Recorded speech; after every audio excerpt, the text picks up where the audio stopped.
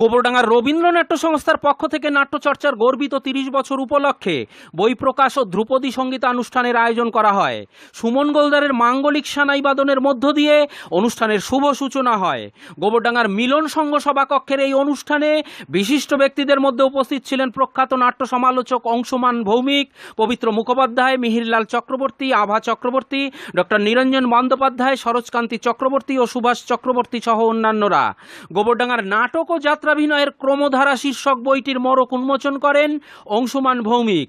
উপস্থিত বক্তারা সকলেই এলাকার জনকল্যাণমুখী এই নাট্য সংস্থার কর্ণধার বিশ্বনাথ ভট্টাচার্যের ভূয়সী প্রশংসা করে বক্তব্য রাখেন।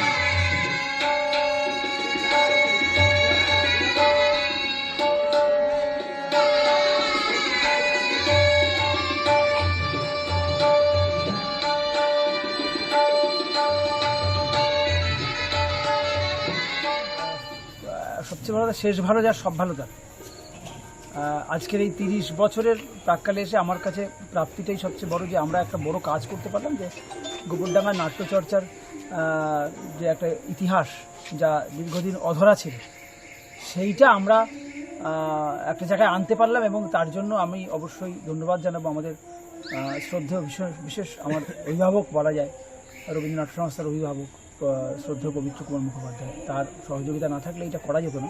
তবে এটা আমরা করতে পেরেছি যে গোবরডাঙ্গার অন্তত 2024 পর্যন্ত নাট্যচর্চার একটা ইতিহাসের ধারা যেটা চলছে, যেটা উনি ক্রমধারা বলছেন, সেটাকে আমরা এক জায়গায় করতে পারলাম। এটাই আমাদের প্রাপ্তি। মানে অনেক ঘাত প্রতিঘাত সংঘাত মধ্যে দিয়ে তো চলছি এবং চলতে হবে আগামী।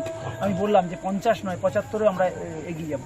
তার মধ্যে এটা একটা বড় প্রাপ্তি। আগামী দিনে হয়তো আরও বড় কিছু অপেক্ষা করছে, বড় কিছু কাজ করতে পারবো।